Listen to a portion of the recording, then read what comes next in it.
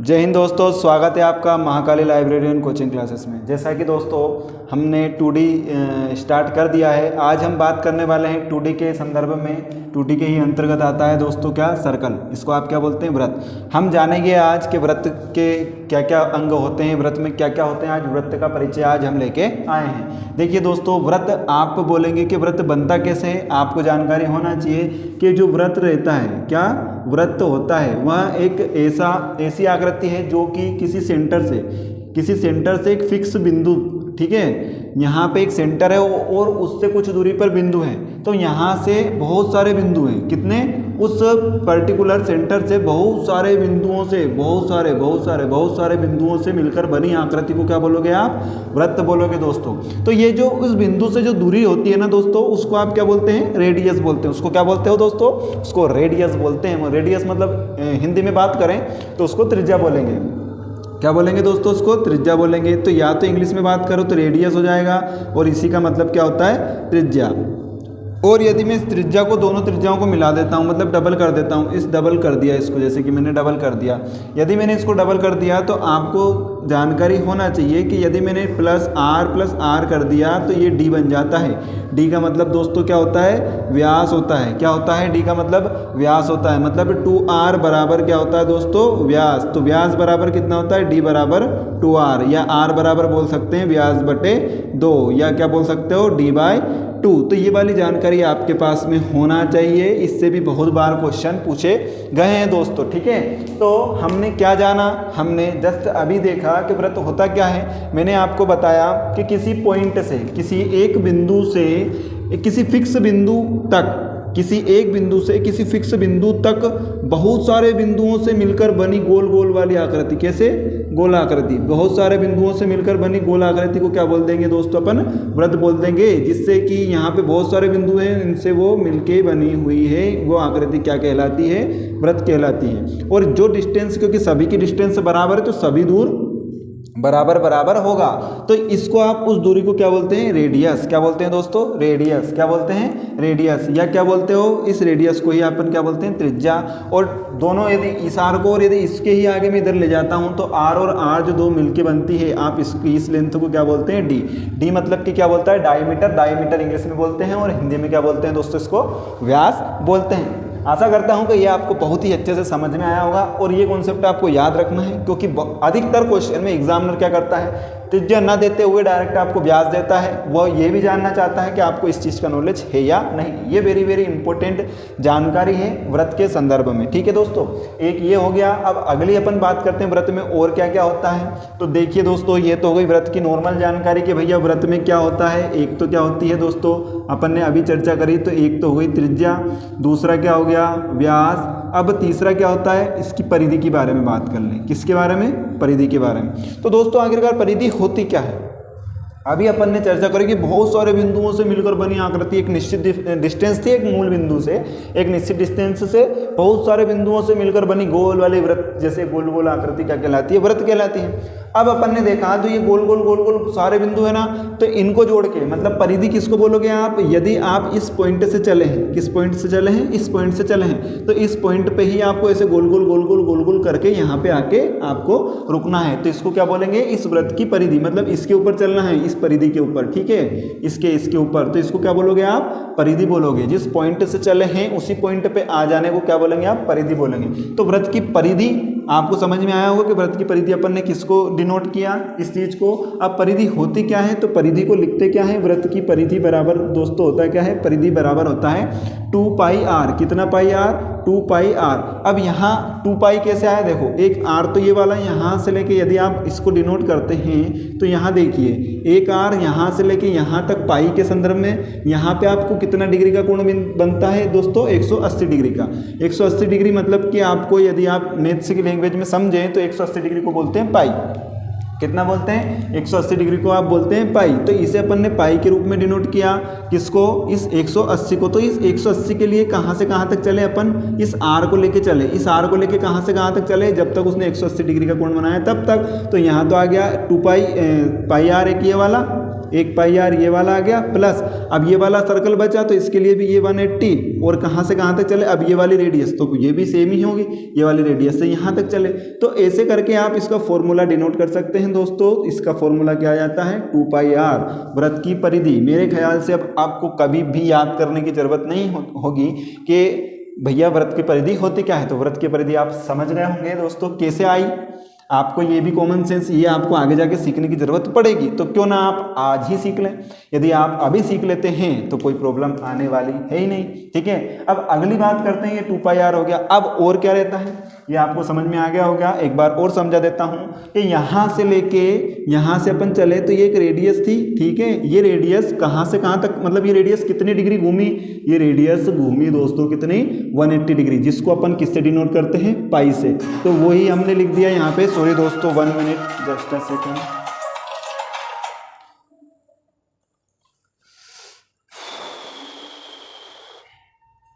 देखिए दोस्तों क्या हुआ, यहाँ पे कहाँ थे हम, यहाँ पे जैसे कि पाई आर, ये पाई हो गया, पाई से अपन आर तक गए तो यहाँ पे हो गया। इस आर से मैं क्या समझा रहा था, ये जो आर जो दूरी है यहाँ से लेके सेंटर से लेके परिधि तक की, यहाँ से हम गए और हमने कितने डिग्री तक घुमा दिया इस आर को, 180 तक। तो उसको किससे डिनोट कर दिया अपन ने, पाई आर से डिनोट कर दिया। फिर अगला वाला अपन ने उठाया यहाँ से लेके यहाँ तक, तो इसे भी हम 180 को किससे डिनोट करते हैं दोस्तों, पाई से। पाई बराबर कितना होता है, 180। अब इस पाई से ये वाली आर कहाँ तक ले गए, पूरा 180 तक, तो इसको इंटू कर दिया अपन ने, आर को कहाँ तक ले गए, 180 तक। तो आप आसानी से समझ में आ गया होगा क्या आ गया कि वृत्त की परिधि क्या होती है दोस्तों, वृत्त की परिधि 2 पाई आर होती है। अगली बात करें हम दोस्तों कि इसका एक तो आपके पास में क्या हो गया, रेडियस हो गई। इसके बाद में क्या हो गया, 2r बराबर क्या होता है, डायमीटर मतलब व्यास होता है। उसके बाद में जो रेडियस रहती है वो व्यास का कैसे रहती है, आधा रहती है। ये आपको नॉलेज में होना चाहिए। परिधि आपको समझ में आ गया ना सर्कल के अंदर। अब देखो यहीं से आप समझ सकते हैं कि सर्कल के अंदर का पूरा जो एंगल रहता है वो कितने डिग्री का होता है दोस्तों, 360 मतलब 360, 360 एंगल बोलते हैं इसको। कितना बोलते हैं, 360। ये क्या है, सर्कल है। हम किसकी बात कर रहे हैं, यहाँ पे लिख लीजिए, वृत्त की मतलब कि सर्किल की। ठीक है, अब यहाँ से हमने बात की तो इसमें जो एंगल है, यहाँ से अपन ने इसको आधा कर दिया तो ये 180 होता है। ठीक है, यहाँ पे इसको देखें तो 180। टोटल यदि मैं थीटा बात करूँ तो इसमें कितना होता है, 360 डिग्री। इसीलिए दोस्तों अभी आगे आएगा इसका भी यूज़। अभी अपन क्षेत्रफल की बात कर लेते हैं। तो क्षेत्रफल एरिया, ठीक है, एरिया ऑफ किसकी, area of circle, area of circle मतलब वृत्त का क्षेत्रफल, वृत्त का क्षेत्रफल। दोस्तों क्या होता है, वैसे तो आप लोग अच्छे से जानते होंगे कि यार पाई आर स्क्वायर होता है, पर आया कैसे, ये मैं आपको बता देता हूँ कि भैया आया कैसे। जैसे कि यहाँ से अपन चले तो यहाँ पे एक रेडियस ये वाली है और एक रेडियस ये वाली है, और आपको मालूम है कि यहाँ पे जो पाई है वो 180 रहने वाली है। तो यदि मैं इन दोनों आर का इंटू कर देता हूँ और 180 घुमा देता हूँ, मतलब कि आपने ऐसी एक छड़ी ली और इस छड़ी को आप ऐसे घुमाना, तो ये है ना इधर का, ये वाली जो रेडियस है वो इधर का भाग कंप्लीट कर लेगी। वो 180 घुमाएंगे तो कितना, 180 घुमाएंगे तो, और ये वाली जो रेडियस है वो इधर वाला भाग कंप्लीट कर लेगी। तो ये पूरा भाग इसका कंप्लीट हो जाता है कितने में, 180 में। 180 जब अपन इस रोड को घुमाएंगे ना तो ये पूरा भाग कंप्लीट कर लेती है। मतलब कुल मिला के आप इससे बोल सकते हो पाई आर इंटू आर। ठीक है, तो पाई आर स्क्वायर इसका क्षेत्रफल रहता है। तो वृत्त का क्षेत्रफल क्या होता है दोस्तों, पाई आर स्क्वायर। ऐसे आप इसको बहुत अच्छे से याद रख सकते हैं, समझ सकते हैं कि क्या किया है कि यहाँ पे एक छड़ी ली है, इस रोड को अपन ने 180 घुमाया है, तो 180 के संदर्भ में ये आर और ये आर दोनों इंटू हो जाता है। क्षेत्रफल कभी भी निकलता है दोस्तों, क्योंकि ये अपन 2 डायमेंशन पढ़ रहे हैं, तो यहाँ पे दोनों डायमेंशंस का हमेशा क्षेत्रफल में क्या होता है, इंटू। तभी तो जाके अपने स्क्वायर में कभी भी आपका जो एरिया आता है ना, वो किस चीज़ में आप डिनोट करते हो दोस्तों, वर्ग में, स्क्वायर में। जैसे कि आपके पास में मीटर इकाई है, मीटर है, तो यदि आपसे एरिया पूछा जाएगा, क्या पूछा जाएगा, एरिया, तो आपका जो आंसर आता है ना वो ऐसे आता है वर्ग मीटर में। कैसे आता है, वर्ग मीटर में। तो 2D में ओनली एरिया ही एक तो एरिया रहता है और एक पैरामीटर रहता है, मतलब परिमाप रहता है। एरिया मतलब क्या होता है दोस्तों, क्षेत्रफल। एरिया मतलब क्या होता है, क्षेत्रफल। क्षेत्रफल काय में आता है, मीटर स्क्वायर में, और परिमाप किस में आता है, ओनली मीटर में आएगा। कारण क्योंकि यहाँ पे देखो हमने इसी के पहले क्या निकाल के लाए थे, 2 पाई आर। अब इस आर की ही लेंथ रहती है, पाई तो डिग्री रहता है तो उसकी कोई लेंथ रहती नहीं है। देखिए इसकी वैल्यू आपको या तो कभी कभी गिवन आएगी एग्जाम में 22/7। ठीक है, अब यहाँ पे हमने इसको डिग्री के थ्रू समझा जरूर है, पर इसकी वैल्यू आपको 22/7 रखना रहता है, ये आपको ध्यान रखना, ठीक है। या तो पाई में ही आंसर देगा और नहीं दिया है तो पाई में आंसर नहीं दिया है दोस्तों, तो आपको वहाँ पे गिवन वैल्यू देगा कि पाई का वैल्यू आपको कितना रखना है, 22/7 रखना है, 3.14 रखना है, जो भी रखना है वो आपको डिनोट करके देगा। तो यहाँ पे आपको ये वाली चीज़ें बहुत अच्छे से याद रखना है दोस्तों कि परिमाप बराबर क्या होता है। परिमाप हमेशा मीटर में डिनोट होगा और एरिया या स्क्वायर की बात, क्षेत्रफल की बात करूँ तो वो हमेशा स्क्वायर मीटर में होगा, आएगा। क्लियर है दोस्तों। अब यदि मैं आयतन वगैरह की बात तो वो 3D में करेंगे, अभी तो आप इतने पे ही फोकस कीजिए, ठीक है दोस्तों। यहाँ पे आपको समझ में आया होगा कि क्षेत्रफल का फॉर्मूला क्या होता है, वृत्त का क्षेत्रफल होता है πr²। इसी के आगे हम थोड़ी सी और चर्चा कर लेते हैं कि यदि आपको यहाँ पे कोई सा खंड बोल देते हैं, उसको क्या बोलते हो आप, त्रिज्य खंड। कौन सा खंड बोल देते हैं।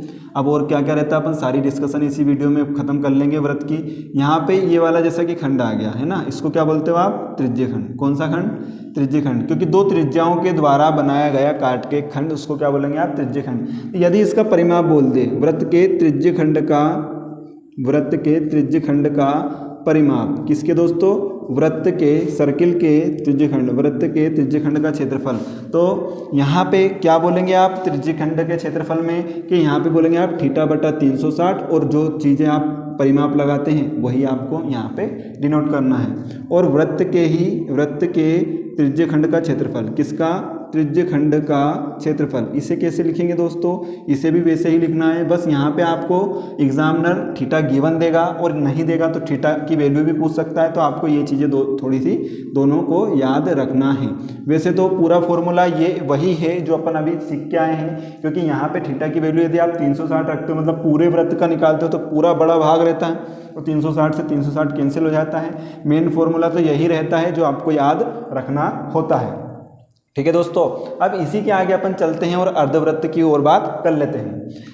तो मज़ा आ रहा होगा आपको पढ़ने में, काफ़ी नहीं आ रहा है तो दोस्तों इंटरेस्ट लाइए, क्योंकि बहुत अच्छी चीज़ें मैं आपको बताने वाला हूँ, जिससे कि आपको कभी भी प्रॉब्लम नहीं आने वाली है क्वेश्चंस को सॉल्व करने में। ये क्या होता है दोस्तों, अर्धवृत्त, जैसे कि हमने नाम से ही स्पष्ट है, अर्धवृत्त या सेमी सर्कल, क्या, अर्धवृत्त। अब अर्धवृत्त में आपको समझ में आया होगा कि पूरा जो वृत्त था ऐसा ऐसा करके पूरा वृत्त था, इसको अपन ने काट दिया तो ये क्या बन गया, अर्धवृत्त बन गया। यदि आपसे अर्धवृत्त की क्षेत्रफल, पहले क्षेत्रफल की बात, अर्धवृत्त का क्षेत्रफल पूछ लिया जाए, किसका, अर्धवृत्त का क्षेत्रफल, यदि एरिया आपसे पूछ लिया गया तो आप क्या करेंगे दोस्तों, तो यहाँ पे हमें क्या करना रहता है कि πr²/2 कर देना होता है। क्या, क्यों, क्योंकि अर्धवृत्त है तो हमने इसको आधा काट दिया तो ये क्या हो गया, अर्धवृत्त हो गया। और अर्धवृत्त का एरिया क्या होता है, πr², और यहाँ पे जो भी आएगी यूनिट की पावर कितनी आएगी आपकी, 2 आने वाली, मतलब यूनिट से स्क्वायर आएगा। वर्ग मीटर, ऐसा ही जैसे कि मीटर में आया तो वर्ग मीटर आएगा, सेंटीमीटर में आया तो वर्ग सेंटीमीटर आएगा, ठीक है, ऐसे आने वाला है। अब मैं इसी का परिमाप अर्धवृत्त का परिमाप की बात करूँ तो यहाँ थोड़ा सा लॉजिक है, यहाँ गड़बड़ हो जाती है कि भैया परिमाप जो होता है सर्किल का वो होता है 2πr, और अपन इससे भाग दे दिया तो आपके पास में बचता है πr। तो बहुत से लोग क्या करते हैं कि ये πr की वैल्यू ही निकाल के रख देते हैं और वही आपको ऑप्शन में मिल जाता है और आप ठोक के जाते हो, गलत हो जाता है, ठीक है दोस्तों। तो कन्फ्यूजन वाली जो स्थिति है वो क्या है, अर्धवृत्त के परिमाप में थोड़ा सा कन्फ्यूजन वाली स्थिति रहती है। तो अर्धवृत्त का परिमाप क्या होता है, ये πr तो रहेगा। अब आप यहाँ पे समझिए कि ये देखो, यहाँ पे अपन ने इसको आधा काट दिया है तो यहाँ से यहाँ तक ये πr तो आया कि नहीं आया। मैंने आपको समझाया था कि ये जो रेडियस है ये कहाँ तक चली, πr तक चली, तो ये πr तो रहेगा। पर अपन अपना परिमाप का फंडा क्या रहता है, यदि मैं इस पॉइंट से चला हूँ, ठीक है, तो इसी पॉइंट पे मेरे को एंड करना है। पर अभी तो मैं जो चला हूँ πr से, वो कहाँ से कहाँ तक चला दोस्तों, यहाँ तक, तो ये πr तो आ गया आपका, प्लस और क्या आएगा, प्लस। अब आपको मालूम है जब मैं इस पॉइंट से चला हूँ और इसी पे मुझे आना है तो आपके पास में कितनी डिस्टेंस और छूट गई, तो यहाँ पे ये r और ये r, मतलब कि आप इसको कैसे डिनोट करते हैं, ये वाली जो लेंथ है इसको क्या बोलेंगे r, और ये वाली जो लेंथ है इसको भी बोलेंगे r। तो r और r को जब जोड़ दोगे तो कितना आएगा दोस्तों, 2r, जो कि आपको फॉर्मूले के रूप में r कॉमन लिख के ऐसे देखने को मिलेगा बुक्स में, ठीक है दोस्तों। तो ये जो है ये आपको बहुत अच्छे से अब आप कभी नहीं भूल सकते। यदि आप एकदम कॉन्सेप्ट वाइज पढ़ना चाहते हैं, चीज़ों को समझना चाहते हैं अच्छे से, तो इनसे परिचित यदि आप हो गए, देखिए परिमाप होता क्या है, जिस बिंदु से चलेंगे पूरी बॉर्डर कवर करना आपने, मतलब उसका हिस्सा कहाँ कहाँ तक है। जैसे भारत हो गया तो भारत का परिमाप कितना पूरा आपको दिया रहता है, सीमा भी उसकी बाहरी और आंतरिक सीमा वगैरह सब दी रहती है ना, ये अपने ही नेचर में है। यदि आप प्रकृति से भी समझना चाहोगे तो अपने आसपास की चीज़ों से भी आप बहुत अच्छे से समझ सकते हैं। तो परिमाप होता क्या है, पूरी आसपास की बॉर्डर। मैं यहाँ से चला और मुझे यहीं आना है, कहाँ से चला, मैं यहाँ से चला और मुझे यहीं आना है। मैंने आपको जब सर्कल पढ़ाया था तब भी बताया था कि ये जो आर है, ये वाली यहाँ की अंदर वाली जो आर है, ये कहाँ तक चली, 180 तक, मतलब पाई आर चल ली। पर इसको पाई आर चली तो ये यहाँ तक ही पहुँची। अब आना आपको यहाँ तक था, क्योंकि ये अर्धवृत्त है इसलिए आपको आधे रास्ते में से ही काटना पड़ेगा। अब आधे रास्ते में से आपने काटा तो ये आ गया 2r और ये आ गया आपका फॉर्मूला। तो ये आप ऐसे यदि आपने पढ़ा तो आप कभी भी नहीं भूलेंगे दोस्तों। और इसकी यूनिट, परिमाप की यूनिट हमेशा मीटर वगैरह मतलब इकाई ही आती है, और क्षेत्रफल की यूनिट हमेशा वर्ग इकाई आती है, ठीक है, स्क्वायर यूनिट आती है।